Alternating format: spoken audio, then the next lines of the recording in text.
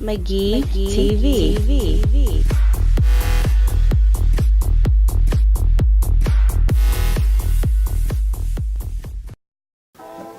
Welcome back to For the Love of Games. I'm Mike. Today I'm joined by Pano. Pano is a pharmacist and an anime enthusiast. Welcome to the show. Thank you. Thank you for having me. So, what is the first video game you remember playing? Let's see. When I was 6 years old, the first game I ever got on the Super Nintendo was Zelda: Link to the Past. Oh, great game. Fantastic game. It's still one of my favorite games. I don't even know how I got so lucky for that to be my first video game ever. I will admit though, at 6 years old, that was a hard game to play. I remember being very frustrated with it. Did you ever find the secret room? Which one? The one for the player that entered the contest. I think his name was Houlihan. He got a secret room in Ganon's pyramid. That has it's nothing but rubies and a sign. Yeah. Okay. So actually, I did not find that. It wasn't until I had internet and was able to like look stuff up that I found out about that. I mean, I was a child when I was playing that game. I didn't have the. I remember it actually took me about a year and a half to even beat it. And I would have to ask for a friend for my older, ask help for my older friend Giles. He was about 2 years older than me, and I'd have him come over and help me like play some parts of the game that I just couldn't beat, like some bosses and stuff. But yeah, even with that, it still took me a year and a half to beat that game. So yeah, I did find it, but I found it through the power of the internet years later. Gotcha. Yeah, I played it a few years older than you. I'm a few years older than you, so I played it a little bit later, but I remember the Dark World being a little bit more challenging than some of the Light World first half of the game. Oh yeah, that's mainly where I got stuck. It took me forever to figure out where the that monkey that helps you get into the first. I couldn't figure it out for the life of me. It took me like a week. Yeah, a week just to figure that out. It wasn't as obtuse as some of the NES games, but I mean definitely it had some challenges in there for sure, especially for kids. Yeah. So what's the first anime that you remember watching? Well, in this regard, I'm probably just like a lot of other anime fans. My first one was Dragon Ball. Dragon Ball or Dragon Ball Z? Dragon Ball. Dragon Ball. Yeah. Very cool. Yes. I didn't see Dragon Ball till after I saw Dragon Ball Z. Well, I consider myself very lucky in that regard that I got to see Dragon Ball first because I consider it to be the better of the two series. I could understand that to a degree, yeah. Well, Dragon Ball Z definitely had more hype. Like it was like more like it got your heart pounding more and like more exciting. Well, I mean, it was the perfect thing for middle schoolers, and that's kind of when I saw it. I was like into middle school, beginning of high school. But like Dragon Ball, I feel like the story was a bit more cohesive than that. Yeah, Dragon Ball, I feel like it had a much better flow. I think it was more comedic. Like it had more of a lighthearted, fun, rompy adventure kind it's of thing. Not like Yamcha getting blown to bits. Yeah. Dragon Ball Z was definitely more dramatic. But I remember I would actually stay. My mother, she used to try to get me like lessons on the weekends. Back then, I was taking Latin. Oh wow! And, yeah, and when I discovered Dragon Ball, I asked her if I could like have my lessons like postponed like half an hour just so I could catch up on Dragon Ball on the weekends. That's how important Dragon Ball was for me. It was that I didn't know something that cool could exist because all the other animated stuff I was seeing was very silly and kiddie and stuff. It didn't have anything really thought provoking or stuff. And then I saw Dragon Ball and I was like, this is cool. It's like it's super fun. And it's got really cool martial arts and powers and things like that and ideas. And at the same time, I'm also thinking a lot while I'm watching it. I love that. Well, the first anime for me was Akira. I actually. Oh wow, that's yeah. VHS. I remember like some of the transformations and stuff. Some of the violence in that actually shook me up a little bit. How old were you when you Oh God, I was probably like 11 or 12. My uncle had it on VHS. He was really into anime. And he was there at the beginning, when Funimation was putting it all out on cassette tapes, I've got a few cassette tapes out here, that kind of harken back to the old days. Ranma Half. I love Ranma Half. Yeah, it's a great show. Great one.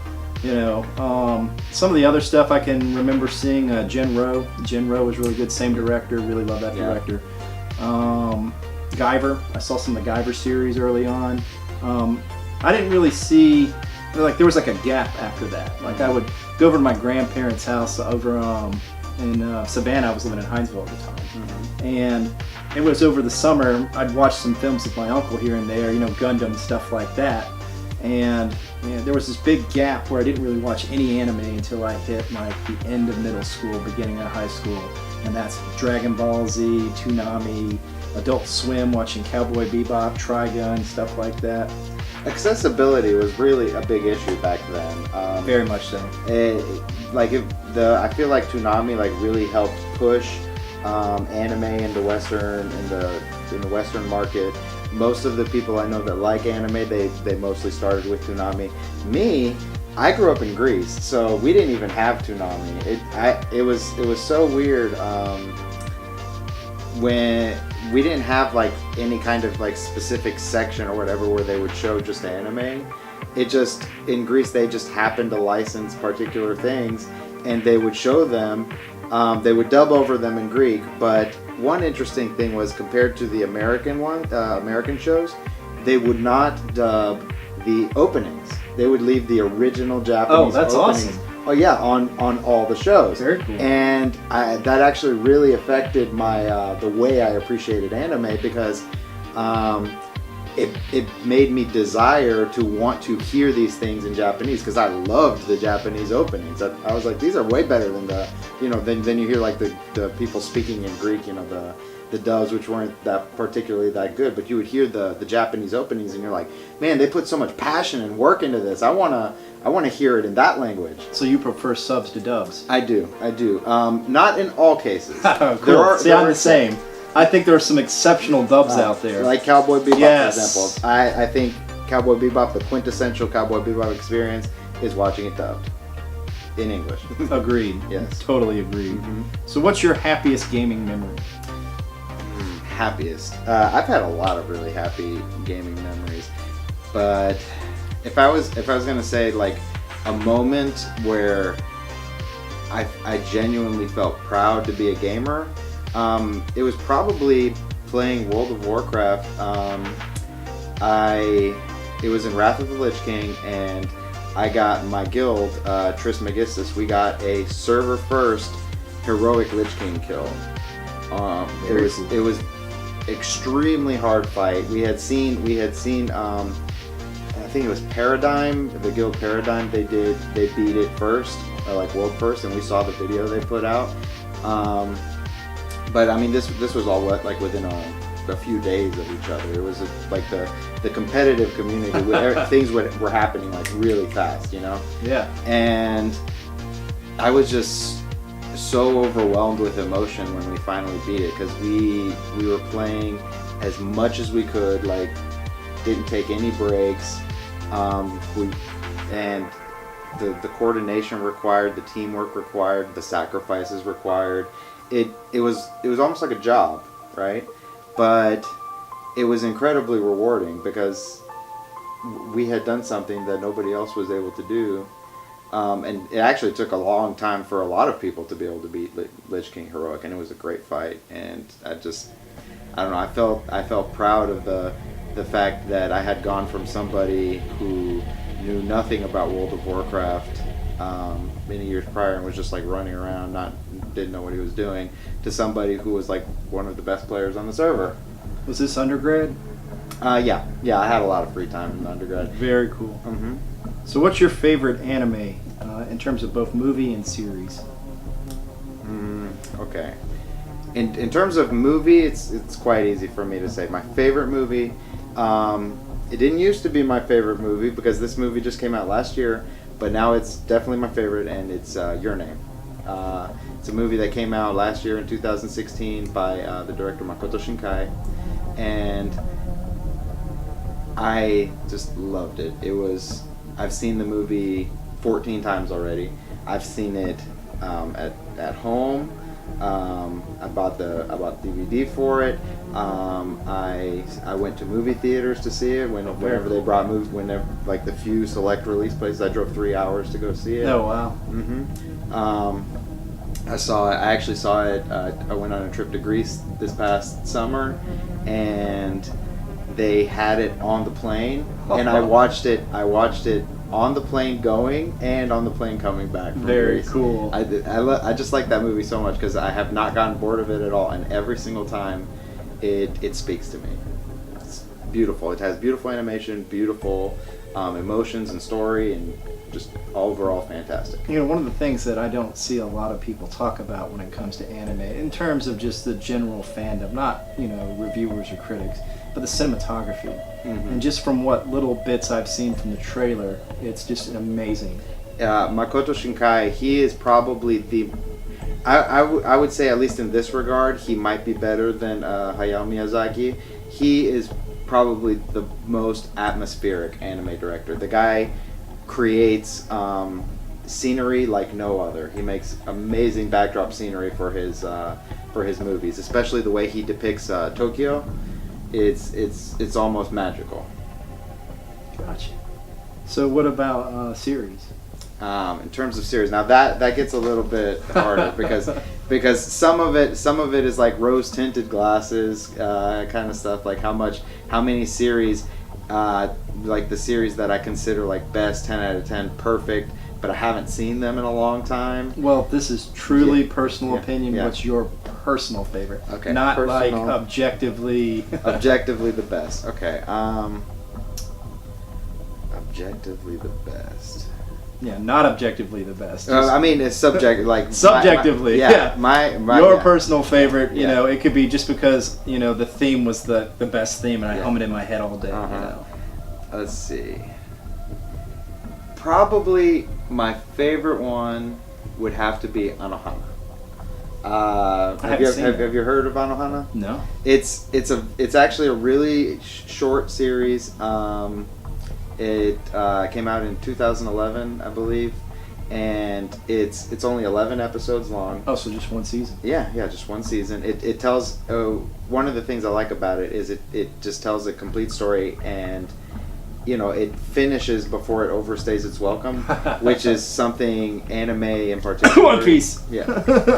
Anime in particular is usually very guilty of. They either make series that run for way longer than they need to, or they make series that are fantastic and beautiful, but they never finish them. Right. That just happens all the time. Well, I mean, sometimes you'll see something that starts out really great and then it nosedives. You know, like Sword Art. Yeah. I have some very strong thoughts on Sword Art. But Anohana never did that. It was excellent all the way throughout. It told the story it wanted to tell, and it's a wonderful story. It's basically it's a story about learning to accept loss. And that's loss is something that everybody has to deal with from at some point in their lives. So the message can be useful for anyone. So for me, I've yet to see. Was it Your Name? Was what it was called, right? Mm-hmm. I've yet to see Your Name. I've been wanting to see that. I've heard very many great things about that. When I have to think about what my favorite movie in terms of anime is, it's still Akira. For me, just an amazing story, something that I really haven't seen anywhere else. I know they've tried to adapt that into things, and I'm kind of grateful it hasn't happened yet. In terms of series, though, I'd have to say Cowboy Bebop. Just something about that really spoke to me when I was in undergrad. Just this sort of mundane kind of existence, people kind of lost. I felt like I could really relate to the characters. They were all very interesting. And then, that was like the one rare exception where the dub is better than the sub. So, what games are you playing now? Right now, well, I finished playing Breath of the Wild because I just got my hands on a Switch. Oh, nice! Yeah, awesome. Yeah, Welcome to the club. Yeah, and it was really fun. But after I finished that, I'm not really much of a console gamer. Most of the games I play are actually PC. Sure. I used to be a console gamer, but I kind of fell out of it over the years. Now I mainly play. I play Civilization 6. I'm a huge strategy game fan, and actually I actually have a pretty popular thread on Reddit where every like patch I update what I consider be to like this. I rank the civs on like their strength and stuff. For people, their strength on playing the game on the hardest difficulty mode on deity. Because that's all I play. I only play it on the hardest difficulty mode. I try to make the game as hard for myself as possible. I'll put myself up against the hardest opponents and give myself crappy starting locations and all that kind of stuff. But yeah, so I rank the civs with every update so that people if they want to get into playing the game at the highest difficulty, what civs will give them a better edge, so they can think about how they'll approach that. Very cool. And then aside from that, I like to play indie games a lot. I love Undertale. And great game. Yeah, fantastic game. I wish there were more games like it, but at the same time, I also am glad there's so few. It feels special. Yeah, they have destroyed the genre to death by having a bunch of knockoffs and something of that nature. Most recently, I played a game that reminded me of Undertale a lot. It was called Doki Doki Literature Club. It was a free game on Steam that I don't want to spoil anything for those who haven't played it, but I will say that game reminded me of Undertale more than anything else. I've seen some articles on that on some of the gaming websites. It's getting a lot of traction. A lot of people are kind of paying attention to that. I'm going to have to try that out sometime. Yeah, I don't even remember how I heard about it. It's not like it's advertised on Steam or anything like that. I actually, you know what it was? Okay, the gaming channel Extra Credits. Oh, I watched them. They're great. Yeah, they're great. They every so often they put on a games you might not have tried series. Oh, okay. And that Doki Doki Literature Club was not on their list, right? But when I watched it was their latest one. A whole bunch of comments came out like as soon as the video came out, and everybody was saying, "Why haven't you mentioned Doki Doki Literature Club?" Like just a whole bunch of them. Everybody was talking about it. So I was like, "Why is everybody making such a fuss over one game?" Right? So then I went on Steam and I saw it had a perfect 10 out of 10 score. And I'm like, okay, I'm gonna try this one, and it ended up being absolutely fantastic. Very cool. Mm-hmm. So what anime series are you watching right now? Right now, I'm trying to. I'm at the level where I've watched most of the good stuff. I've actually completed on my anime list. I try to keep track of it. I've actually completed over 160 different series. Yeah, this is kind of a new concept to me. You kind of introduced me to this. There is like a website that you can go on and you can track what you've watched and kind of keep track of it. Mm-hmm. Yeah, and rank them. Like give it like. Oh, it's actually a rating system too. Wow. Mm-hmm. Yeah, they actually compile the scores from all of the different MyAnimeList users, and they rank the game, the series, so that newcomers, people can just go straight to what people generally think are the good series. So you're not really watching anything that's like currently going on simulcast or anything like that? I am. I will say this year I have generally been pretty disappointed with this year, especially compared to last year with the series that have come out. But right now, airing this season, I am following two shows. The other ones I checked all the rest of them out, but I dropped them. But the two I'm following right now I really like, and the first one is The Ancient Magus's Bride. It's got kind of like a Harry Potter-ish kind of thing with like magic. There's a magical world or whatever that exists simultaneously with ours, but they just kind of keep to themselves. And it's got like all those same like fantastical elements and stuff like that. Except this doesn't involve a school. It involves this ancient magus, this ancient magician. Oh, okay. Training a young girl who he plans to make his wife. Oh wow. Yeah. It's got some interesting like dynamics in their relationship, especially when it comes to her character, because she was abused in the past by her parents. They basically threw her out. Oh wow. So it's got kind of like a gritty scene. Yeah, it's got a dark undertone to it, but it's a good series. Well animated. It's animated by Studio Wit, which is the same studio that did Attack on Titan. Oh, okay. So they can animate some stuff. Yeah. And the other series that I'm watching is actually maybe my favorite one of the year, and it's the second season of March Comes In Like a Lion. That one, I give it a perfect 10 out of 10. Oh wow! It's the second season. The last year, they had their first season, and when that came out, that was like probably one of my favorite series of the year. It wasn't my top, but that's only because last year was such a great year for anime. This year, not even a competition. It's definitely my favorite series of the year. Yeah, number one, really good. It's that one is done by Studio Shaft, which is this is the studio that did the Monogatari series. So these guys are like very like art housey, kind of like indie creative kind of people. They really like they don't follow the trend with their animation. Pushing the medium forward. Yeah, that's a studio that's pushing the medium forward, doing creative things with their work. They're very good at exploring human emotions.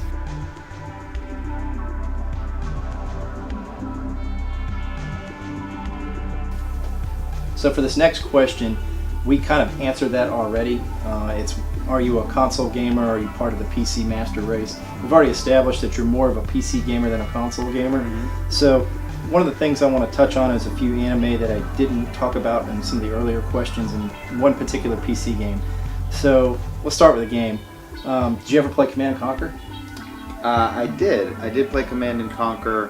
I think it was around the same time that I was also playing Age of Empires back then too. I feel like I felt like Command & Conquer was a more dense game. Like it had more to offer in terms of strategic and analysis and stuff like that. But when I was playing it, I was still quite young, so it was a little bit daunting for me to really get into. So I actually ended up playing more Age of Empires. But I do remember playing it. I do have fond memories of it. It's not something I at the time I was too young to really get into it. Well, when I was in elementary school, I would watch my dad play turn-based strategy games. And I couldn't really get into them. I played a little bit of Desert Commander on the Nintendo Entertainment System. I played Dune 2, which was the first game that I ever played from Westwood Studios, the company that made the original Command & Conquer series, and I loved it. It was real-time strategy, very similar to Command & Conquer. We're talking like IBM 386 on 3.5 floppies. So I was right there when Command & Conquer came out, and that series was like a huge series to me. I loved it. I followed it all the way until some of the latter games where I really felt like it kind of fell off. When Westwood got bought out by EA, unfortunately, and the quality just really dipped. Yeah, EA kind of does that. Yes, they do. Not a fan of EA here. Me I don't think either either of us are. So the anime I wanted to talk about real quick, I love the Evangelion series. Oh yeah. To me, End of Evangelion is one of the best things I've ever seen, period. Yeah, it's fantastic. So dense, though. Yes, very dense. It took me years to wrap my head around it. Years, many years. Well, I go back and watch it, and I still find things. Like why is he strangling her? Like it took me so long to even wrap my head around it, and thankfully now the anime community has grown, and like we have lengthy discussions on the thing, so I can hear other people's interpretations and thoughts and things like that. It's almost like a soundboard to bounce your own thoughts and feelings off of. Yeah, well, it was such an emotional piece. I feel like that kind of reverberated throughout the anime community. But when I watched that scene, one of the things that kind of came to me, and it's interesting. I watched it as a teenager, and I watched it later as an adult. And as a teenager, I was confused. As an adult, to me, it just seemed like the frustration of being unable to communicate. More than anything, that's just kind of what I saw in that scene. But yeah, just an amazing piece of film. Well, the way I've come to think about it, like that, like the whole strangling thing, right. Like after many years of thinking about it and talking with people about it and stuff like that, when I was a teenager, I was similarly bewildered by the whole thing. I thought it was great, but I was very confused. But now I seem to think that it was almost a way for him to like prove that what he was seeing was real, because he had literally just gone through a complete like acid mind trip kind of experience, being in the like after the Human Instrumentality Project, like melding with everyone. That whole experience is so mind bending that he couldn't tell if he was actually back in the real world or not. Like if he was back separate from everyone else again. And the only way he could prove that to himself was by choking Asuna not Asuna. Asuka, yes. Asuna's from. It's okay. I try to learn how to pronounce these names. I struggle with them myself sometimes, and it's easy to mix people up. I mean, it's one letter difference. Exactly. But no. Okay, so it was Asuka, and the only way he could prove it was by strangling her, and her reacting to him different than how he would expect her to react. Right? Like he would expect her to punch him. Yeah, to punch him, to fight him off. She right? just kind of gently touches him. I feel like that's how he affirmed it, because the thing is, when they're all like melded together, he could kind of sense how the other person was going to act. Oh, that's interesting. Because their minds are all... I never really thought about it that way, but that's an interesting way to look at that. Mm-hmm. And, this whole concept of all human beings being one is kind of an interesting concept that you can see throughout a variety of different cultures. I found some songs, even current songs that have some sort of emphasis on this idea. To see it visually represented, though, was so amazing, it's such an awesome experience. It's like it's like when we're talking, we're having an interaction in the real world, right? Right. If you have in your head that every single interaction you have, people are going to react to you the way you expect them to, and you live your entire life like that, like everybody always acts exactly how you're predicting them to, you might start to question whether other people are actual people, like actual human beings. Figments. Like they might be like constructs of your imagination, or they might, they're just, you can't be sure they're real. But what confirms their realness is when they do something different than what you expect. When you're like thinking, like they'll react to me this way, and then they do something completely different. You're like, okay, well they're their own person with their own thoughts, their own feelings and experiences that I cannot comprehend because I have not had them. It's interesting to me, like the emotional aspect of it. Here he is performing what is a very violent act, and yet you have this sort of forgiveness, this sort of tenderness that is very uncharacteristic of that particular character from what we've seen in the show. Mm-hmm. So there's just something very interesting about that and how the human condition, I would say. Mm-hmm. But yeah, fantastic anime, just amazing. Yeah. The other one I wanted to talk about was Gundam. There was a Gundam series called War in a Pocket. Have you ever seen that? I have not seen that one. I highly recommend it. It is one of the best depictions of war, in my opinion. Mm-hmm. Basically, you've got the Zeon Force that has always kind of been the antithesis to the Gundam Federation forces, right? Mm-hmm. So you have this child who's in the Federation, and he looks at war the way a child does, like a kid that would collect toy soldiers for different armies and sit there and play with them, right? Mm-hmm. He just thinks the robots look cool, Mm-hmm. and he has a particular affinity for the Zeon forces, even though he's Federation, because he just thinks that their stuff looks neat. So a Zeon pilot crashes to Earth, and he is discovered by this child. And the kid is hiding him. The kid's not really understanding the bigger implications of his actions. Mm-hmm. And this pilot, even though he's on the enemy force, you get to know him. He's kind of like the protagonist, or him and the child are the two protagonists of the series. And you watch this kid experience firsthand what it's like to experience loss, and what it's like to be frustrated by seeing people fight for something you don't agree with, something Mm-hmm. that you don't think should be happening.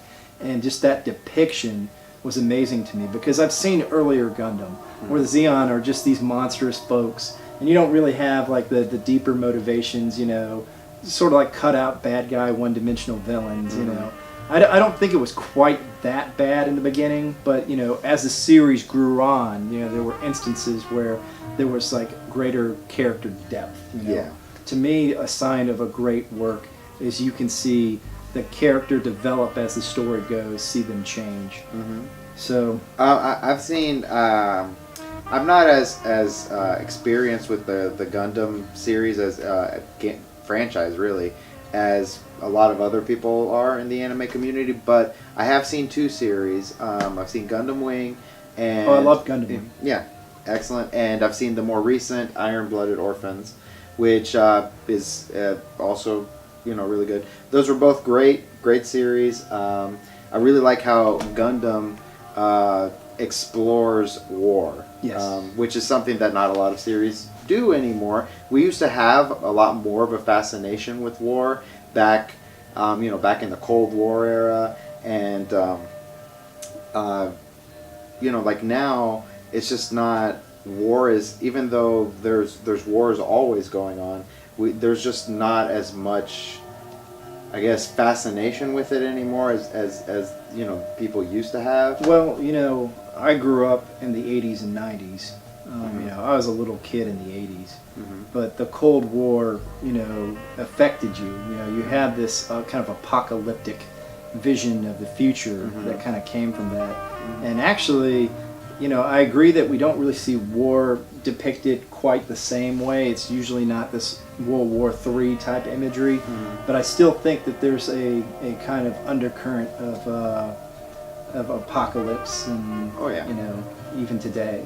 Well, ever since we developed weapons that could wipe all of us out in an instant, that has become part of being of human existence, right? Like, you could be wiped out in an instant.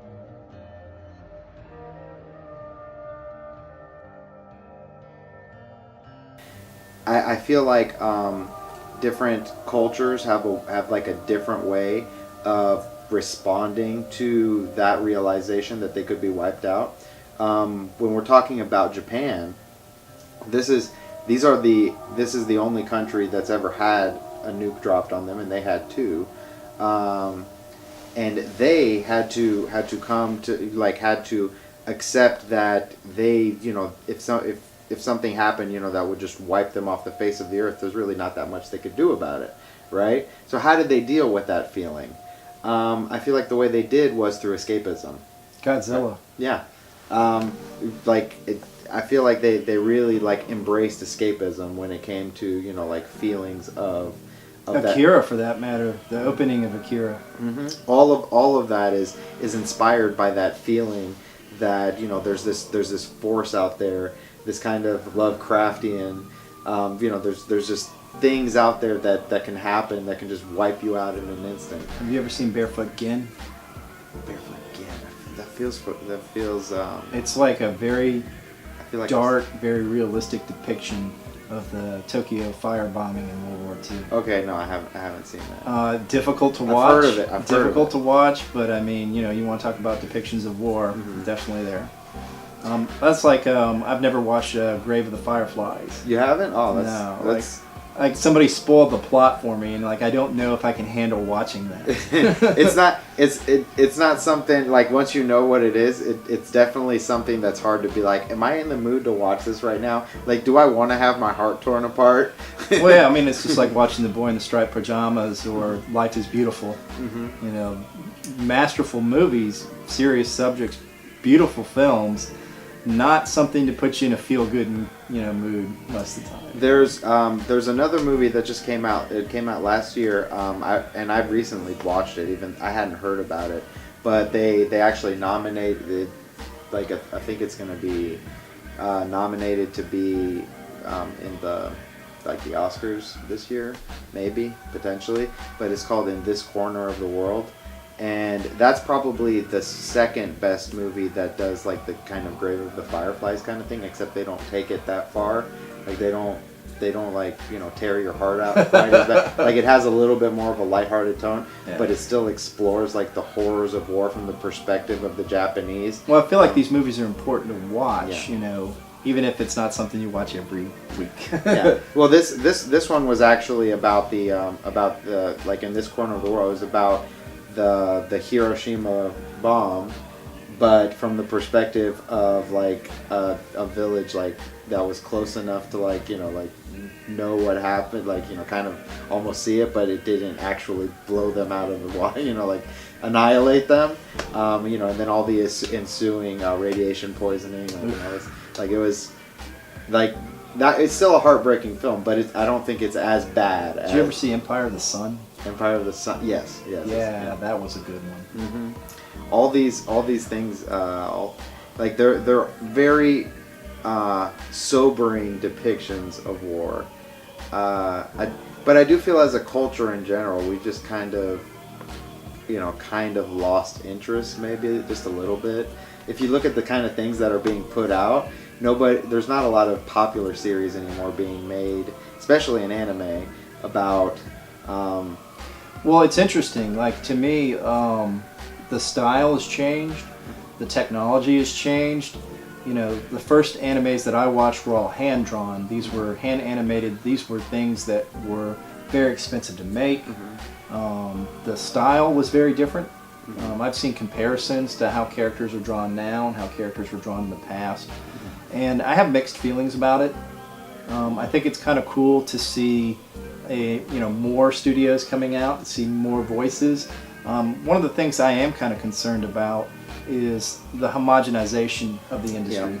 Yeah, that's something I bring up a lot when I talk about anime with my friends or like on message boards and stuff like that. I don't have a problem with how animation looks now compared to how it used to. I love both. I think that they both have their pros and cons, and they can both be attractive and also depict the kind of things they want to depict. I do have an appreciation for hand drawn, just because, it's hand drawn. Like it's really painstakingly done, right? But that doesn't mean that the way animation is done now is necessarily bad. What I don't like, however, is the homogenization. Like right now, you can pick 20 anime series, and most of them look pretty much the same. Like they have like this what I call the A1 Pictures type style, because A1 Pictures got really popular with Sword Art Online. A lot of their series have made tons of money, and they basically just made a blueprint for like series that make money, and because it makes money, nobody's taking any risks. Yeah, I don't like these cookie cutter animes. I don't like it when it's recycled plot devices, almost the same character from series to series. Yeah. So we kind of strayed from the questions. Yeah. Let's get back. Okay. In your opinion, what's the best game controller? Best game controller? Keyboard and mouse. Keyboard and mouse. All right, that's the same thing Evan said. Yeah.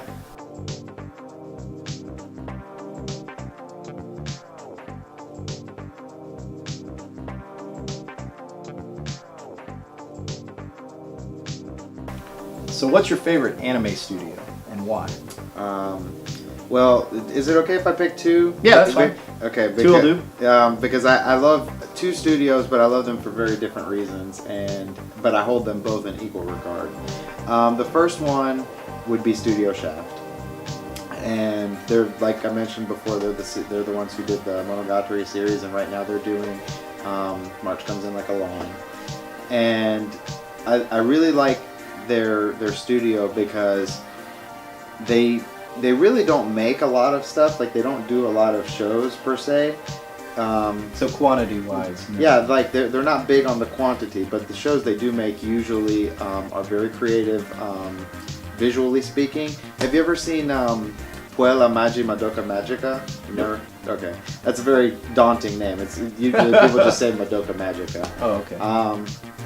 But that was like a Sailor Moonish kind of like show that instead of going down the Sailor Moon route of being like these cutesy, like transforming girls and stuff like that, magical girls, it just went like in a completely different, like dark direction. Oh wow! Yeah, like Madoka Magica is very dark, but it doesn't look dark on the surface, and that's what's really compelling about it. And Studio Shaft is just really good at that. They're really good at using different kind of visuals. You're not gonna, when you watch a Shaft series, you're not going to be getting your cookie cutter A1 pictures looking, kind of stuff. They have like these really weird artistic flares. They do a lot of interesting stuff with their with their like scenery in the backgrounds. They'll put like these little like quirks, like in the character designs. They have what's they call this like the shaft head tilt, where like a character is like just like looking at you like this, and it looks really weird or something, but it's also like really compelling because it just like really draws your eye. Well, that's cool. That's that signature then. Mm-hmm. Yeah, it's a signature thing, and I really like them for that because the stories they tell are usually very emotionally resonant. They're very good at exploring human psychology, and they're good at doing it through visuals. Like their visuals tell a story about metaphor. Yeah, which is something like Evangelion was good at too, like telling a story through visuals. Well, Shaft is really good at doing that, so I love that studio for that. And the second. So the second studio I really like is Studio Madhouse. Oh, I love Madhouse. Yeah. That's my favorite. Mm-hmm. Madhouse. Paranoia Agent. If you were going to talk about a studio that cranks out a lot of anime and most of them are really good, they would be the king of that because they make a lot of series. They're usually very good, and they do interesting series. Like they pick shows, they pick IPs to adapt that are not part of the anime meta, so to speak. So, like they tell stories that are not being told. Like you said, like with Paranoia Agent. When they did, more recently, they did in 2015, they did One Punch Man. But then in that same year, they also did Death Parade, which those are two completely different series that have completely different tones. And One Punch Man was actually, it came about to start like this new trend that ended with us getting, like a Mob Psycho 100 and My Hero Academia and stuff like this whole new like hero. Kind of like genre in anime, yeah, the superhero kind of thing. And then Death Parade is this whole other thing about the exploring morality and whether you should go to hell or not. Like after you die. Oh, that's where they judge you. Yeah. What kind of like? I think they had a cameo with Light Yagami. They did. Death Note. Yeah, I saw that. It was that in that show. Like it was actually really like weird. He got sent to hell, right? Yeah. But the way he got sent to hell was completely different from the way all the other ones do. And it was just weird. Like he basically got sent to hell just completely arbitrarily. Nobody even like looked into what the things he did. Wow. It just came down to like a plot, like somebody just made like an offhand decision to send him instead of somebody else. And it was really unfair and not part of the system. But that's kind of like the point of the show, that the system for judging is flawed. Sort of like a real legal system. Yeah. But yeah, both shows were fantastic. I could talk for days about how good Madhouse is. Their animation is excellent.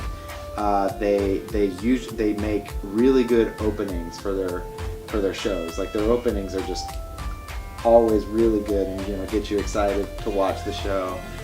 They have creative stories. They're just an all-around really good studio. I would say they're the more like broad appeal kind of studio, that can appeal to anybody. Shaft is more of like a indie kind of like appeal, like somebody that would like Shaft would be somebody with like indie sensibilities. But I am that kind of person, so that's why I hold them like an equal regard for different reasons. Different audiences. Yeah, different audiences. Very interesting. So who's your favorite anime director? For movies or for shows or just overall? Because well, I was gonna say overall, but if you need to break it out, we can break it out. Okay. Well, for shows it'd be more complicated. So actually, I'll just tell you, movie director. Most people would probably pick Miyazaki, but he's definitely an excellent director. But for me, it's probably Makoto Shinkai, just because he made my favorite movie of all time now, Your Name, but also because I have watched his work over the years. I watched back in 2000, around 2000, 2001, I watched his first feature, which was Voices of a Distant Star. I bought it at Best Buy, having no idea what the heck I was buying.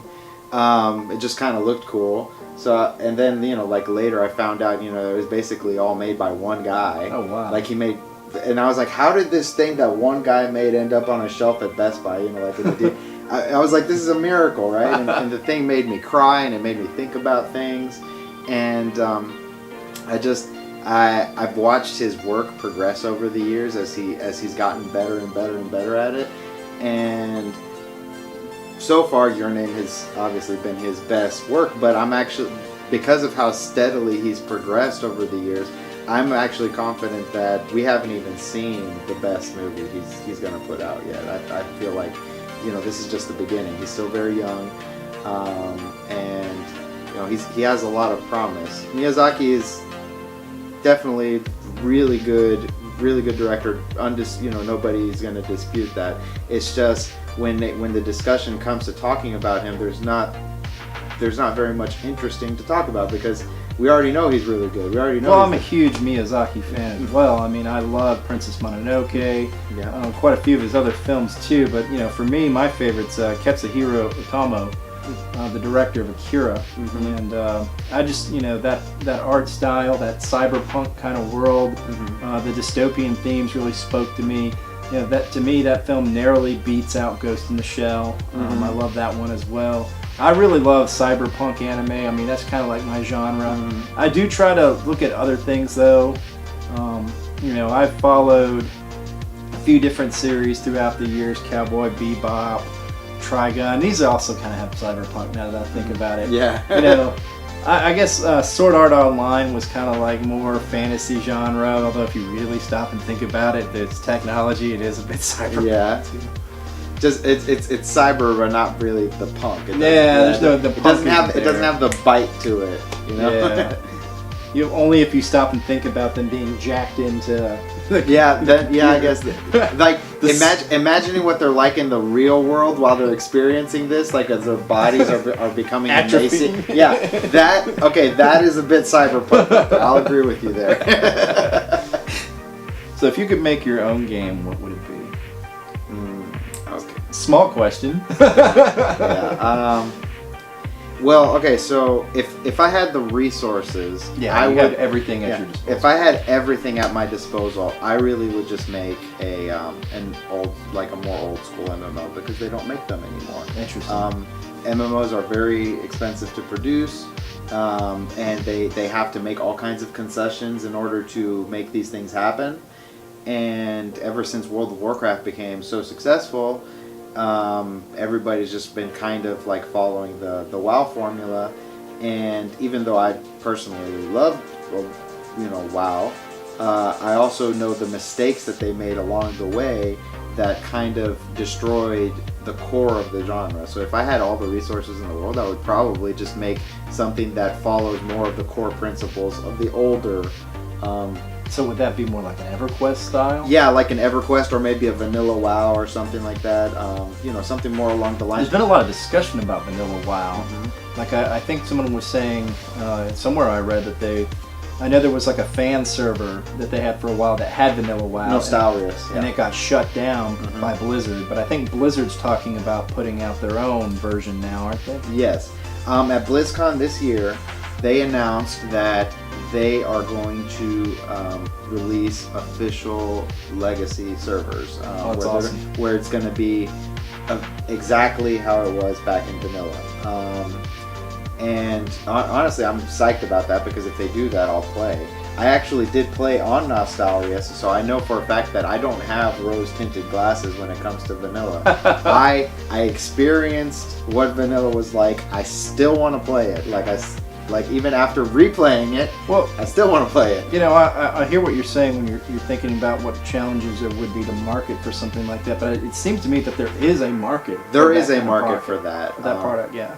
Nostalrius had the server was basically capped. Like it had about 25,000, 30,000 players on it, and we're talking about a private server here, right? This is a server that you really have to go out of your way to even get on. I think something like that would have to be a labor of love, because there's so many companies out there that would try to put systems in there to milk players' money. You know, if one of the large studios tried to put something out like that, there'd be loot boxes, there'd be upgradable in-game currency. Oh yeah, terrible stuff. Yeah. But no, it's I'm very excited for it.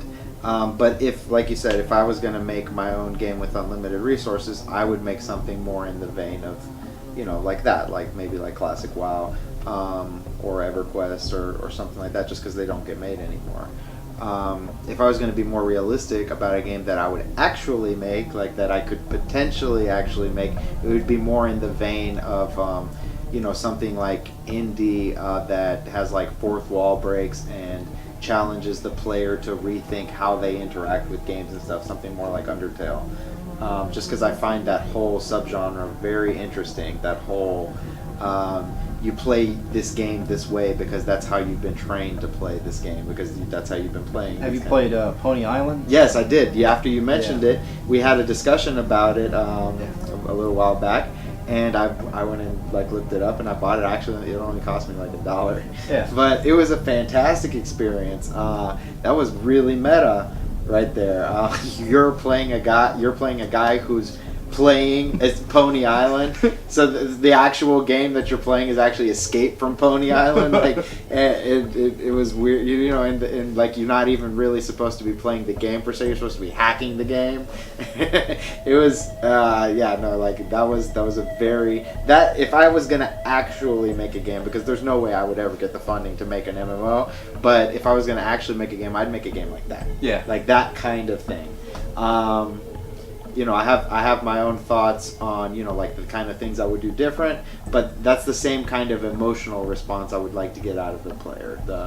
The whole kind of like challenging their notions about how they interact with their games. I've always wanted to see, and we've talked about blending different styles of games.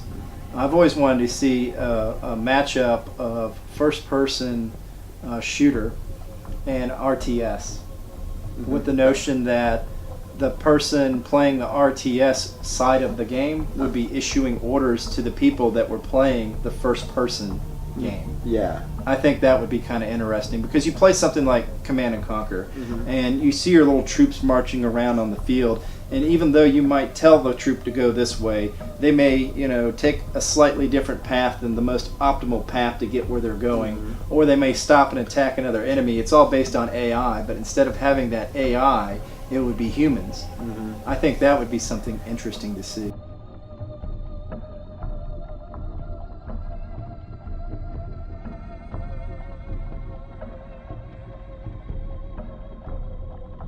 All right, so I actually, like, when I think about it, it brings to mind a game that I played that had like kind of asymmetrical gameplay in a sense. It was called Evolve, and it had, I remember that one. Yeah. It had 4 players that had to cooperate with each other to hunt down a monster that was also controlled by a player. Right? There was a lot of hype for that game. I remember people were really excited for that one. In concept, it was a great concept.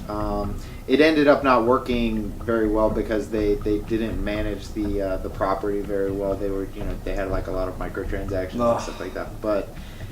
But for me personally, the thing that turned me off was how unbalanced it was. They didn't put much thought into what people are going to be wanting to play. Like, everybody wanted to play the monster. Nobody wanted to play the team and stuff. It was because the monster was just it was more fun. Well, I also heard that like people would get lost in the map trying to find the monster. Maybe they needed to have some kind of system to kind of guide the player to where they were going.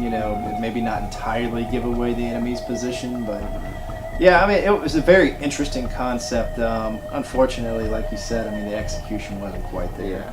But like you said, it's a very interesting thing, to make a game that has, different genres, layered on top of each other and interacting with each other. It becomes very daunting from a design standpoint, the whole balance issue of it. But I do see the potential for making something really beautiful out of that. Imagine how cool it would be to. I actually had a dream about this once.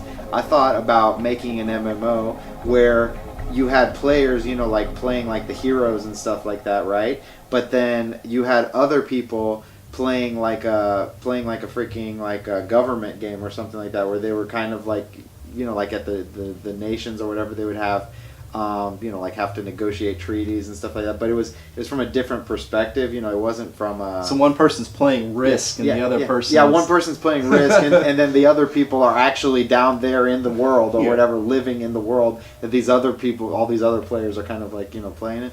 I don't know. That seemed like a cool idea to me. I like that. I mean, it's kind of a play on some of the stuff that Peter Molyneux was trying to put together when he was doing stuff like Black and White, where you'd have like a deity that kind of controls the world. Mm-hmm. But the idea of having someone playing that other person, you know, that's down there. I think that would be cool, because it's hard to. I always thought it was interesting. I remember when I first started playing Final Fantasy Online. It was like Final Fantasy 11, not 14, the first one. I actually played that before WoW, and the most intriguing thing I thought about that game was that you had like these different countries or whatever, and they had like their own like you know, politics and stuff going on in the storyline while you were down on the, you know, down there being an adventurer doing your adventuring things. But oftentimes their politics would come into the like the whole story of the game. But the thing is, they could only go so far with it, because if, you know, like if one place declared war on another place or something like that, that would just completely mess up the balance, you know, mess up the game, you know, for people coming in or, you know, like trying to do their quests and stuff like that. But what if you had something more organic where people above you were playing a game, and, you know, things shifted based on the way they were playing their game, and you would be on the ground, you know, like adapting to the landscape as real players are doing their thing, right? You can't. I don't think you could program that. Like, I don't think we have the AI technology to. Well, I think the bigger question would be building a system where those choices had a limit on how much it was impacting the game. Because if you took it too far, then, you know, one person could just take over the entire map, and then maybe you're living in this oppressive regime, and maybe it's super difficult to do anything about it. Well, yeah, but then there's the potential for like uprisings. Now that would be cool. See, it could still it could work. It could still be interesting. It's finding the right balance of that, so that you don't have one game that's overpowering the other game to the point that you really don't want to play it anymore. Yeah, no, I understand what you say, because like I said, like I was talking about with Evolve, these kinds of asymmetrical gameplay games are a nightmare to balance. Yeah. To balance. But from a conceptual standpoint, they're infinitely intriguing. I think there's a lot of potential there. Yeah, I think you know, when I look at games and game design, that's something that's been interesting to me. You know, I've watched Extra Credits like you. I've also watched a lot of interviews from game developers. You know, like Nintendo's philosophy of designing a game is very different than the philosophy of, say, a Western developer. You know, people that take into consideration marketing and stuff like that, where other people take into consideration mechanics. You know, so when I think about something like an asymmetrical game like that, I would almost design the entire thing on paper before I would ever even start to program. That's actually really what I do for a hobby. I'm very interested in game design. I really don't have any background in graphics or sound design or even video editing for that matter. So I don't really concern myself with, like, you know, all those kind of details and stuff. But I do, just for a hobby, I just sit there and like try to plan out the systems of how I, you know, just write it out on paper. Like, how would this game play out? Like, how could we make this a game that would be fun for the player and approachable enough, with enough of a learning curve that, you know, they could get into it easily, but also, you know, give them a lot of room to get better and better and better at it at a enjoyable pace. So what we need to do is just hire some programmers, some artists, some sound designers. Yeah, I mean, I feel like I'm not particularly unique. I'm sure there's a lot of video game enthusiasts that like to do that too. Well, you know, but then again, you know, that's a job. That is a job. There is a person who does all the planning for these things. You know, I would be that guy. That's something I would do, because I do that just for fun anyway. I mean, I have a day job, and I still just do that for fun. Yeah. So, if you could make your own anime, what would that be? Oh, wow. Okay. Not prepared. I wasn't prepared for this question. Okay, if I could make my own anime. Whew. Now, when I say your own anime, I mean there was a musician, I forget his name, that got together with a Japanese studio and they created like something. Shelter. Yes. Right. Yeah, I love Shelter. So if you were going to have something like that, you know, I mean, it could be feature length if you wanted it to be. I feel like it would. What would I make for an anime? I don't know. I can tell you some things for sure. Like it wouldn't be set in high school because so much anime is set in high school, and I actually find that to be a detriment to the. Well, are you telling me you're tired of seeing teenagers save the world? Yes, I am tired. You know, adults can have interesting lives too.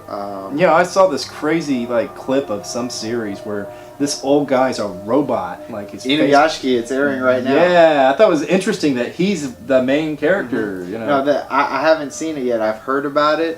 The problem is right now it's being shown on Amazon, and they have this you have to join Prime, then you have to join their anime service. And then you have to join Anime Strike, and it's like I don't want to pay for it. It's because I already have Crunchyroll and I have Netflix and I have Hulu. Good grief! I'm not doing this. Can't do another one. Yeah, I'm not. I probably could, but I just don't want to out of principle at this point. Right. Just because if they made it so that I could just directly buy Anime Strike, you know, just be like, okay, I don't want to access the rest of your content. I just want to access your anime. I'll pay for that, but I don't think it's fair that you make me have to access all your other stuff that I don't even want just to get access to, you know, like that. Greedy. Yeah, I think it's a bad thing, and I just don't use it for that purpose. But so that's why I haven't seen Inuyashiki yet. So no high school. Yeah, no high school. I would definitely not have the A1 Pictures kind of style. I prefer more like different. I would let my characters go off model if it served the purposes of telling like maybe physical comedy or telling just like emoting in a way that only anime can emote. I don't really care about that whole like staying on model that a lot of anime does nowadays. What else? I would love to have a lot of sakuga in it. Sakuga is a term for basically just like really like fluid movement that it just like looks pretty, like when you have like your best fight scenes. Samurai Champloo. Yeah, Samurai Champloo has a lot of sakuga. One Punch Man has a lot of sakuga. Like I can think of a lot of series that do, but no. I would, if I could afford it, I would love to have a lot of sakuga in my series, just so people would see the stuff on there and they'd be like, man, that's cool. I would probably, when I look at my favorite series, like the ones that that really like stayed with me and stuff, they're always series about exploring human psychology, like human emotions, why we think and feel the way we do, and anime is very effective at doing that. Agreed. So I would probably do something like that. Actually, when I think about it, it would probably be something along the lines maybe like Evangelion, because so far Evangelion falls into into all those categories. And then one thing different than Evangelion, but something that almost never happens in anime, and except for the high school thing. I don't want high school. No, but one thing that almost never happens in anime, and it should happen more often, it just never does. I want to have like a main couple that get together really early in the series, and it's like like you explore like the elements of being in a relationship or something like that, but not like in a rom-com-y sense where there's like all this like false drama like and stuff like that. Regular relationships are interesting enough on their own. And more realistic depiction. Yeah, a more realistic depiction. Like I hate this whole thing where you have like 30 episodes where they like each other, but there's misunderstandings. Yeah, but you're telling me I can't string out that tension 10 seasons? That's usually how rom-coms are depicted, especially in anime. Like, and then at the end of the show, they get together, like and they finally acknowledge their feelings, and then the show's over. I'm not interested in that. I think that would be interesting to see against the backdrop of something else, perhaps. Yeah. You know, No, I wouldn't make the show about that.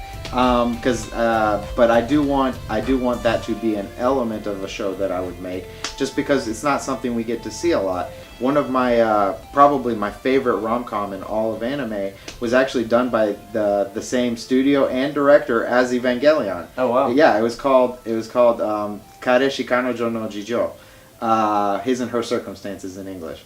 They did it immediately after Evangelion. Oh wow! And in that show, it only takes them 3 episodes to start dating. Oh wow! Right, and then the whole rest of the show is about them being, like their lives as they move forward after getting in a relationship with each other.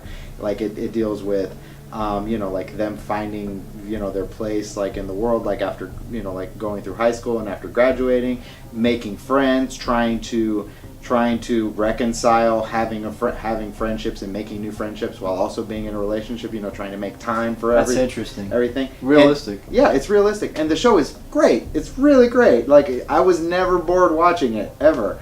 So I saw something like that, and I'm like, why can't there be more anime like this? That show is super old now. Why is there not more of this? And, so if I made an anime series, it would be like Evangelion with no high schoolers and a realistic romance. Very cool. Yeah, that's what I would make. Would you watch that? I'd watch that. Yeah. I'd totally watch that. So what do you perceive to be the biggest problem in the game industry? Problem. Okay. I actually think it's really simple. It's graphics. Graphics is the biggest problem. The games that have had, been most emotionally resonant with me have actually been indie games that come out, that are made by like maybe one person or maybe like 10 at max, right? Yeah, I find that really interesting. This is a stark contrast to these AAA game companies that are investing multi-million dollars into trying to create, the same experience that has been proven to be profitable in the past. Because they can't really step out of that formula, there's no real innovation. And I agree. I mean, I feel like the indie games have more heart. But they can, because they do so at the expense of graphics, right? So if I was going to say like the bane of the industry, it would be graphics, because until we can kind of shake this mentality we have now that things need to look photorealistic in order to make a good, high quality game, I don't think like we'll really be able to get more of like the middle ground of, the game looks pretty good but also is very engaging and intriguing and well designed. I think of something like Hotline Miami. The controls in my mind on that one are perfect. It doesn't have like, as you said, a photorealistic art style to it. Something like Undertale where it's pixelated, This, I think some people look at those games and they can't really identify with them as much because they didn't grow up with that like you and me did. Yeah, like we can accept that because we've played games like that, especially when we were children, and we can see the value in them, even if they don't look how we want them to look. But like my brothers, for example, I have a young brother who is he's only 14, and he didn't grow up. I got a 15-year-old one. All right. But like they didn't grow up with with those kind of like Nintendo, Super Nintendo, Sega. No appreciation for it. Yeah, and they don't have an appreciation for it. I actually bought him Undertale, and he couldn't get into it because he was like, I just can't look at it. Like it's just not pretty enough, right?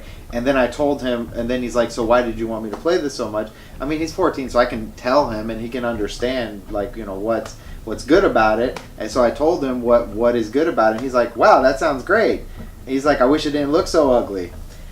And I'm like, okay, well, you see, this is where we run into this problem, because it's not necessary for things to be so photorealistic, but at the same time, that's like the only thing that big companies are making right now, because I don't know, they've just kind of fallen into this thing. Well, I feel like an example of a company that, I don't love everything that any one particular company does, but I've seen with Square Enix, they've funded a lot of smaller games.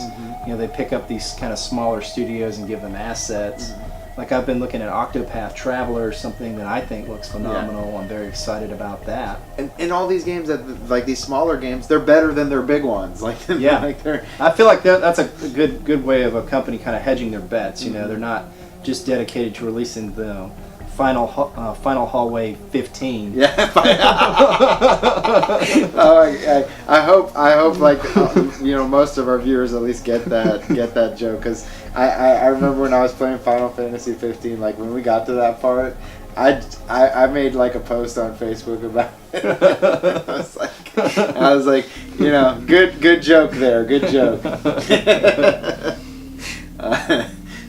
So, what do you perceive to be the biggest problem in the anime industry? Okay, in the anime industry, homogenization. It's actually really weird.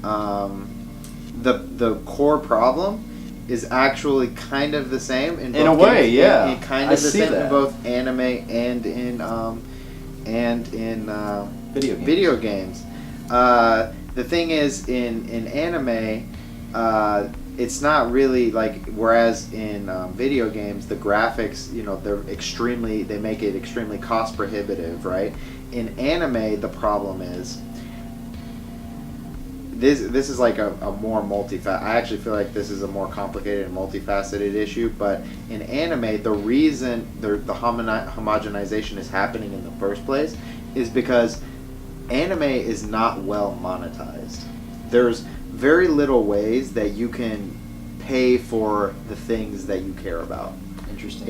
In the anime industry. So what happens is these studios, they're working, like their margins for success are actually really small. And it's not because the anime is extremely expensive to produce. I mean, don't get me wrong, anime is expensive to make, but the reason it's so expensive is not like the same issue with the video game industry, where they choose to use these high graphical fidelity, and where they and they have the option of not doing so. In anime, it's more like it's just inherently kind of expensive to make, like up to a certain degree, and because it's not well monetized, they have to take less risks to some extent. Like they'll find something, they'll find a style that looks good, or a genre, that is that's trending right now, and then they'll just kind of like suck all the life out of it, because it's because they can't really afford to take that many risks, right? You have a studio like Madhouse that actually does take risks, but the reason they're able to do so is because they just happen to be so successful so many times in a row that they can kind of get away with it, like they can take some risks. But then you have like all these other like smaller studios that have very talented people, and they can't take those risks because if they make one flop, their studio's gone, right? So like the solution to the problem with homogenization when it comes to the anime industry, because anime in general is actually very diverse. It's probably the most diverse medium I can think of. Like there's just incredible diversity in terms of the anime that has been made and is being made and will be made. It's just we have no real good systems in place to pay for it. Well, I was thinking about with gaming, the restrictions to making a game are far less than what they used to be. I feel like with some of the tools that are available now that are kind of low cost, the average lay person, if they invested enough time in it, they could actually make their own game. It's like feasible. For anime, that doesn't exist at all. Even if you had like this great concept, even if you were an okay artist, the tools aren't there like they are for something like games. Yeah. Yeah, no, that's true. I mean, you could be like a genius like Makoto Shinkai and make like something that's good enough to end up across the world on a at a store and be picked up like by a young teenager who then follows your work for the next 10 years. But but he's he's just an incredibly talented dude. Like, not everybody, people might have like the vision and stuff like that, but they might not have like all of the different technical abilities that you need in order to produce an anime. Yeah, there is a high skill level there. And I think that people that aren't anime fans, people that aren't familiar with anime as much, kind of take it for granted, the amount of cinematography, the understanding of perspective, you know, some of these film techniques that are there, and then the things that you can do with anime that cannot be done with regular film. Yep. But so the way I feel to get, you know, back on topic with the problem for the biggest problem for the anime industry, it's the fact that okay, so let's say, for example, you like a specific series, you like Evangelion, right? So you want to buy their DVDs. First of all, they're very expensive. Yes. Like, but even if that was not an issue, very little money actually ends up going to the studio that made it. It just, there's like This is the distributors that are making the money? It's the distributors making the money. So in that case, I mean, would digital content be the answer to that? Okay, so here or is that the same case? You're just paying somebody else. Yeah, so here we get a different issue. Okay, so when you, let's say with you know, like how with the rise of Crunchyroll, like streaming services, right? When you pay for a subscription to Crunchyroll, they kind of distribute your subscription across like all of the, you know, different licenses that they're buying, right? And the companies, you know, the companies that might be, you know, making like the best quality anime and stuff like that might not necessarily be getting, you know, like their fair chunk of the revenue stream, right? So they don't get as much as they should be getting, even though the whole reason you buy, you know, you pay for your Crunchyroll subscription is for maybe like 1 or 2 series, right? It's great for the consumer. Like, we have access to more stuff right now than we've ever had before, but still the studios themselves are not getting properly compensated. Well, if that's the case, though, I mean, obviously they picked that service as opposed to another service. Is it just the fact that there's such few services available for distributing like that? I just feel like maybe the problem is that the way the services are structured, these people can't be properly compensated. I actually envision a scenario where, what if you could like pay for a series online directly from the studio. Oh, that'd be awesome. Like every studio has their own website. Like, you know how on YouTube people have you know, different content creators. They have like Patreons and stuff like that, where you could, you know, like have people support your work, and you give them access, you know, to certain things on your channel, right? Why can't Studio Madhouse have a Patreon?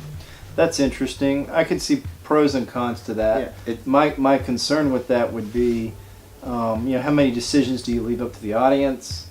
You know, like I've seen, like with game development, you know, they'll have, oh, well, you know, if you contribute at this level, we'll let you design a boss character or create a scenario. Ideally, I don't think necessarily like the. You have to be really careful. Like the people, yeah, I know it's a very slippery slope, but I don't think, you know, like you patronizing, you know, not patronizing, you contributing. Yeah, you contributing to somebody. Like, you know, means you decide what they make. It's just you believe in their work, and you want to give them the ability to make more stuff that you can potentially like just as much, right? Like if there was such a thing as a Patreon for Studio Madhouse, or for, I mean, I might tell them, hey, you know, I really liked One Punch Man. You know, please make another, you know, season for One Punch Man, just because the story's not over yet, right? Yeah. At least finish the story. But you know, I wouldn't necessarily tell them how to make the show or anything like that. You know, I would just be like, well, I see this like with television shows. Yeah. You'll have television shows where the fandom will have such an outcry that sometimes it'll affect the artist's vision.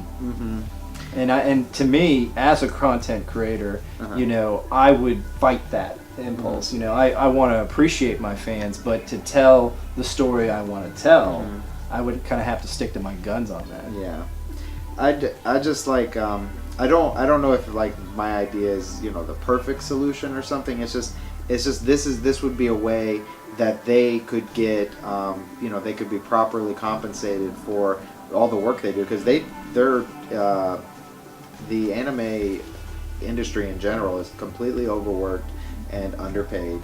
And, you know, like, you know, the people well, that you work, you could break that out into just any aspect of it. The voice actors, all kinds of stuff. Yeah. voice actors actually make the most money though. Oh, really? Yeah, they make popular voice actors actually make more than the directors and stuff. Oh, wow. Yeah, but it's actually not from the anime itself that they make the money. It's because they have more alternate revenue streams. Like, say you do a voice, you're like a voice actress for like a really popular character on a show, then you could go and say, like, for that show, maybe you also sang one of the openings or something like that. Then you could go out and have like a concert and like sing, so you can get paid for, like, you know, singing at a concert. You could one of my favorite shows from last year was ReZero, and I love the voice actress who played Rem, and she went out and she made, like, she worked with a company or whatever to make a like a phone app where instead of having like Siri's voice, it has Rem's voice, you know, like, you know, to talk to you and stuff like that. And I was like, oh, that's so cool. I wish I could buy that. Because you actually can't buy it without having a Japanese credit card. Oh, wow. Yeah, otherwise I would totally buy it. But yeah, like, you know, they have like all these other alternate, like, their voice is kind of like a brand that they can use. But the artists and the directors, like you said, they don't have as much. They don't have as much, you know, places where they can secure, you know, more money. So that's something I would like. I would like for there to be ways in place that us, the consumers, can directly, you know, make sure that they're getting paid properly. Get directly to their audience without having to go through the middleman. Yeah. Just and I mean, it's not like I don't think the middleman should get paid too, because they do work too. Like, they distribute stuff and, you know, get it to audiences and stuff like that. It's just I know for a fact that the content creators are not getting paid enough, and I want to find ways that we can do that. So, in your opinion, what's a major issue in the gaming fan community right now?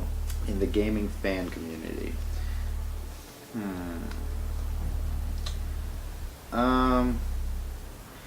I would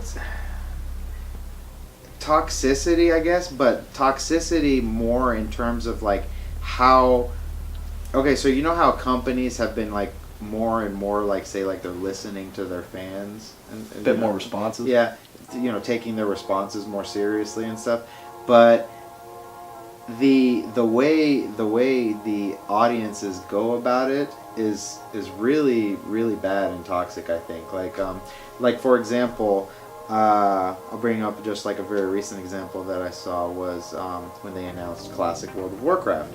One of the posts on the discussion board that came out after the announcement, you know, from one of the moderators was, if we were going to, you know, I mean, when we make Classic World of Warcraft, would you guys like to see any changes to it? Like, you know, not that we're going to do that, but, you know, I think we should at least have the discussion. Like, you know, maybe there was something about vanilla that, you know, that everybody hated, that, you know, wasn't necessarily that, you know, good to be in the game, because it wasn't a perfect game, right? You know, like, we could at least have the discussion that maybe if there's something we can all agree on, maybe we could make it even, you know, make vanilla even better, right? So, and immediately, as soon as this moderator made that suggestion, you know, that at least the discussion be made, then the death threats came in. Then the death threats came in, and everybody just lost it, and everybody was like, just the fact that you're suggesting that we even talk about it means it's not even gonna be vanilla, and people, you know, like, players were, you know, cursing at each other and, you know, sending, you know, like, saying, you know, terrible things about Blizzard and their employees and stuff, and that's terrible. I feel like the community, the gaming community, has kind of, I think we've been spoiled, really, like, really spoiled. We don't, I just don't like the hyperbole. Yeah. I don't like it when people overreact to things. Mm-hmm. You know, maybe some feature you wanted wasn't in it, or maybe, you know, it wasn't exactly how you imagined. But like, I see a lot of games that are mediocre games. Mm-hmm. They're okay games, and they come out at okay prices, and people treat them like they're, you know, top tier releases, and they're not. You know. And then, you know, it's, to me, it's just this kind of snobbery, this kind of, you know, attitude that, you know, my view is the view, you know, just being completely immovable in a position. Yeah. I mean, I'll say, even myself being very passionate about games and game design in particular, I mean, I do have, you know, my own particular ideas about how things should be and how they should play out and stuff like that, but I don't agree with this whole like notion that we should be trying to impose our views and our desires on the developers. At least to the extent, okay, so Blizzard has decided what they're going to do with their game, right? And I mean, I can make suggestions and stuff like that, but you know, it's up to them whether they take it or not. But for me to, like, you know, go on the forums and start, you know, like just losing it or whatever over, and trust me, I care about vanilla, right? Yeah. But I don't think necessarily that it spells like complete doom for the game. I think it's better if they just make it how it was, just because we know that works, right? And, you know, like putting any kind of change could be like a slippery slope. Well, you know, the thing is, you know, these people care. You Yeah. know, they wouldn't get so worked up if they didn't care. I just, you know, I feel like you can push things too far. Mm-hmm. And then I worry about, you know, creators that listen too much to the audience, and they sacrifice the quality of the game. Mm-hmm. Yeah. I think we should have, you know, more respect for the creators. If they make a good product, then we'll get a good product and we'll play it. And if it's not a good product, then we won't. You know, on the same accord, when someone, you know, puts something in their game to kind of take advantage of the player, to force people to spend more money than they really should be spending, you know, I feel like if I pay $60 for something, I don't really need to be giving you any more money. Oh yeah. You know, if you want to put out something in addition to that that's not on the disc, that wasn't originally part of the planned story, you want to call that DLC and sell that to me, I'm okay with that. But loot boxes, all this stuff where, you know, it's pay to win, supply drops and stuff like that, I can't stand. No, that all of that stuff, all that microtransaction stuff, and just all of it. I know what you're talking about. That would probably, if I was going to bring up a second biggest problem in the gaming industry, that would be the second biggest one.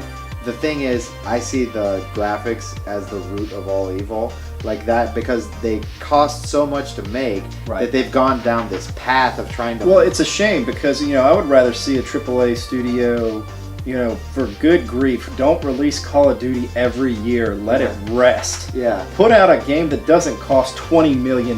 Make a $5 million game. Make 4 $5 million games. Make them all different, you know, and try to elevate, you know, your IP.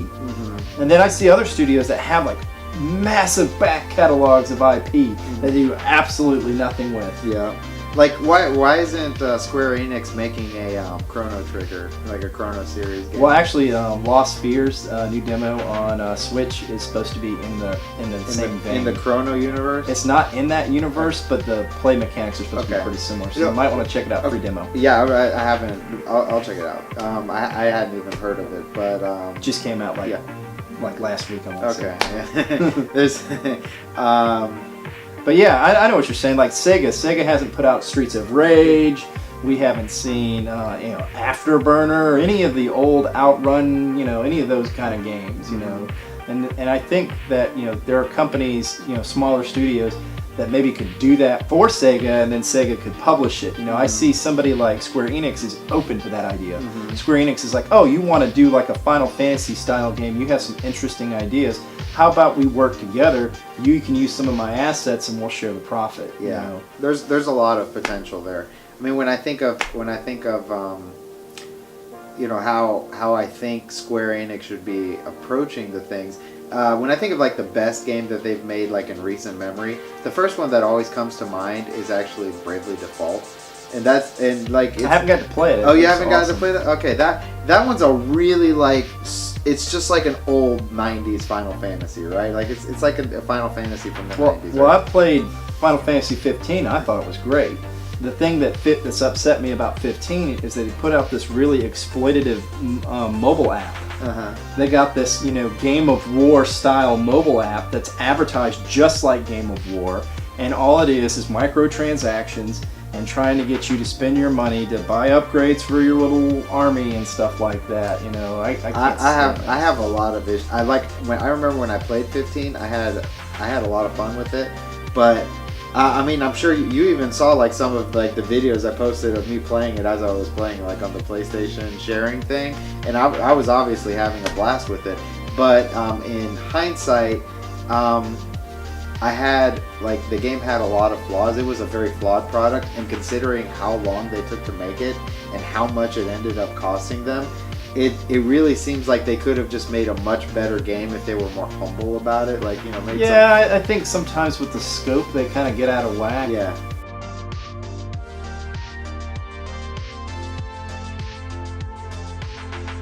Have you ever cosplayed a video game or anime character? Yeah, I've done quite a few. I've also done like some cartoon characters. Oh, cool. The first one that comes to mind is I've done Rick because.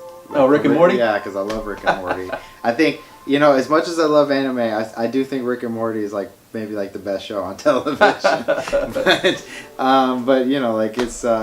But everything I like about Rick and Morty is like kind of like the same stuff I like about anime. So it's not that far of a stretch. So like, what are some of the characters? Yeah, some of the characters that I've done, like anime characters. I've done a character from Steins Gate. I did, he was like, I forget his name, but he was the guy who was like the computer hacker whiz. The little overweight, the kind of overweight guy, which I would totally fit into. But I also like to cosplay female characters from shows. A little bit of crossplay in there. Yeah, like it. Yeah, it's. I don't know why. I just find it like fun to like sometimes like go to a place dressed up as like a cute anime character just for the laughs. Any characters we might know? So one time I dressed up as Asuna from Sword Art Online, but that's when I liked Sword Art Online. Early on. Yeah, like early on story. Because, I thought she was like a powerful female character, like a good role model and stuff like that, until they completely butchered her. Yes. Destroyed the character forever. Yeah. I've actually really there's some that I would love to like cosplay. Like I really want to cosplay Mike Sekurisu from Steins Gate. So another Steins Gate character. That Steins Gate is one of my favorite shows too. But I think she would look awesome, and I would look awesome dressed like her.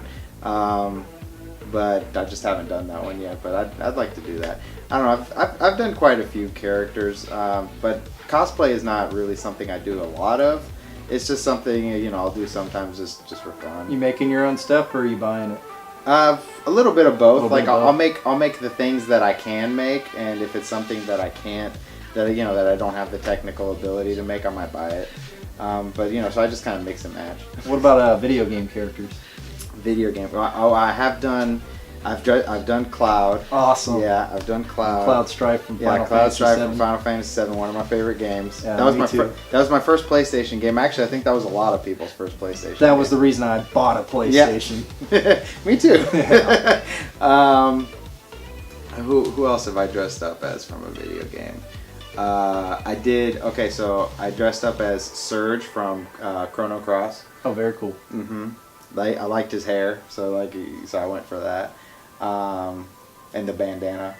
So I did that, and I used to cosplay a lot more when I was younger, and I wasn't an overweight middle-aged dude. I know your struggle. Yeah, I feel your pain. It was easier. It was easier because I could fit into more costumes back then. And who else did I dress up as back in the day? Oh, okay, so I forgot one. This is one that I really liked. I was really good in this one too. I I dressed up as a character from Full Metal Alchemist. Oh, very Mustang. Cool. I dressed up as Mustang. Okay, cool. Yeah, that was cool. I had the glove and everything. That was like that. I love that show. That was one of my favorites. If I had to say objectively the best best anime series, if I was gonna pick an objectively best one, it would probably be Full Metal Alchemist Brotherhood, just because it does so many things right, and like it just doesn't really fail at anything. So. And it's, epic and has a lot going on. And all you have to do is think about the daughter and the dog, and yeah, and then you just cry. Tears. Yeah. Sit alone in a dark room the rest every of the day. time. Like this if you cry every time. Yeah. I did Handsome Jack when I went to Dragon Con a couple years ago. I didn't make it this year. I really wanted to make it, hoping to make it next year. Cool. But yeah, I think cosplay is awesome. Yeah. So our last question, and this is a special one right here. Okay. What did you think about the trailer for Battle Angel Alita? Okay, so I've seen it twice. So my first reaction was, this is a little bit cringy, right? Because the CG there is it's kind of like crossing that uncanny valley kind of thing, especially the way her eyes look and the way she just kind of like stands out from her environment. But then I looked at it a bit more, and she the way they designed her, she does look like she's physically inhabiting the space that she's in, but her character is her design is inherently supposed to look kind of animated. Like she's designed like an animated robot, like from an animated movie, but that she's actually is inhabiting the space that she's in. You know what I'm saying? So after like watching it and paying attention, like close attention to it, I actually think it's kind of fantastic. I kind of like it. I kind of have high hopes for it. For me, when I watched it, I didn't have the same reaction. I saw the anime eyes and I was out. Mm-hmm. I mean, for me, like you said, Uncanny Valley, I just really can't understand the decision to go with this particular art style. I mean, I do give the director credit, for having the boldness to do something different. I do appreciate that. But when I'm looking at it, like if you look at some of the original character designs, like for instance, the character that Christoph Waltz is playing, he had exaggerated features in the anime himself. He had like a larger jawline or a larger head. You don't really see that in the other characters that are on display in that. So I think it's a little strange that, you have this one character that has this art style, but it's not used throughout the rest of the piece. Mm-hmm. So this is what actually got me to kind of get on board with this and like it.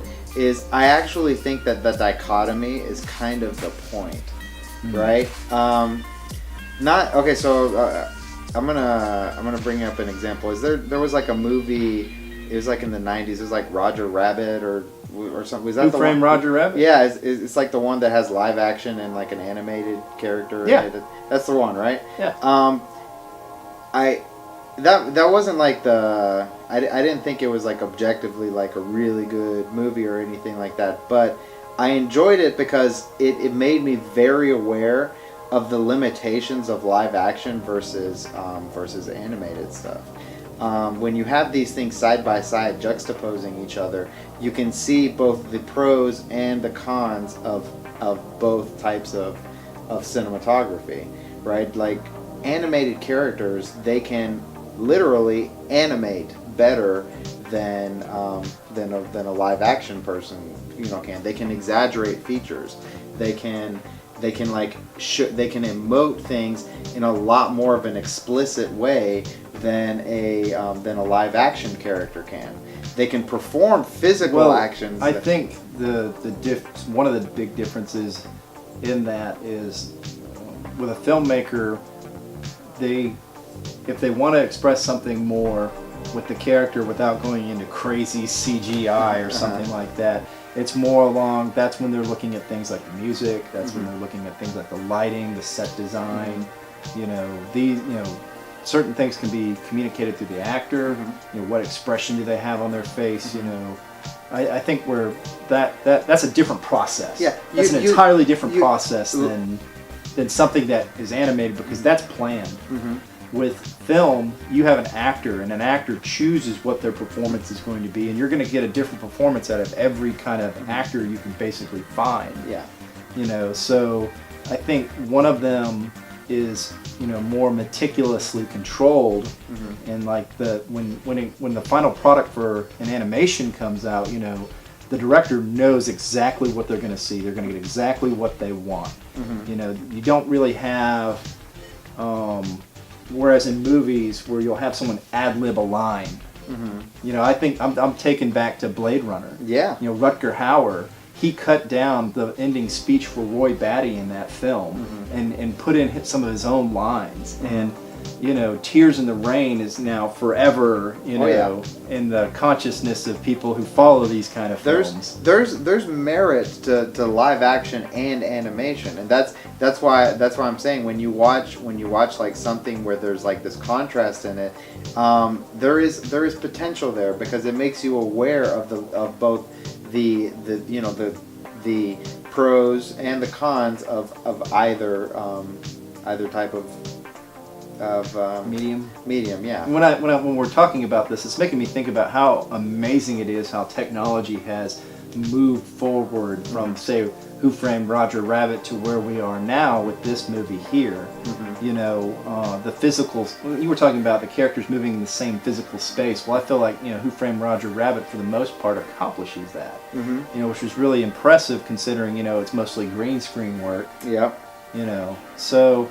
You know, I'm interested in the film. You know, I think if you focus on one aspect of the trailer that you don't like, you might miss out on a really good film. You know, it's got some very good actors in it. I'm a fan of Robert Rodriguez, the director. You know, he did From Dusk Till Dawn, which I thought was an amazing film. So I'm interested. Also, something else to think about. Like the thing that really got me interested is what we've been talking about, but also. Picture this for a second. What if you have robots and you make them anthropomorphic? Just let's say in reality, right? You have robots, you make them anthropomorphic, but you choose to make them look like animated characters just because you find that more aesthetically pleasing. well, I think if that was done, it wouldn't necessarily be for the aesthetic. I think it would be more along the lines of the psychological reaction. I think the fear is that we would have machines that look just like you and just like, you know, anybody else, and we wouldn't be able to determine the difference. So you'd want to be able to determine the difference. Well, yeah, I think that if we look at the technology we have today, that is the norm. Yeah. You know, nobody wants you to suspect that Siri's a real person. They want you to know that it's an app. They want you to know that it's software. You know, they want you to be able to distinguish between the two because, you know, it's less threatening that way. Yep. But I will say, just like from looking at the trailer, I did like it looks promising because she doesn't look human, but she does look like she's actually physically there, and it looks well done enough that you know, that you might be able to suspend your disbelief. Well, I think if we look at some of the villains in the film, you know, they show a couple in the trailer. They're also like superhuman robots, you know. They don't have the same, you know, realistic proportions with everything. So I think when you watch the entire final film, you know, you might come away with a different impression by just focusing on one element of the trailer. Oh yeah, no, it's. I mean, I don't know what I'm gonna think of the film, you know, when it comes out, but so far from what I've seen, you know, it looks cool. Cool. Well, all right. Well, thank you for taking the time out to come on the show. No, it's a pleasure, man. This has been fun. Awesome. Thanks for watching. Thanks for watching.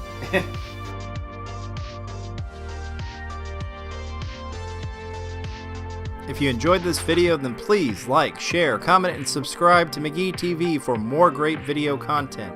Evan and I put out videos weekly.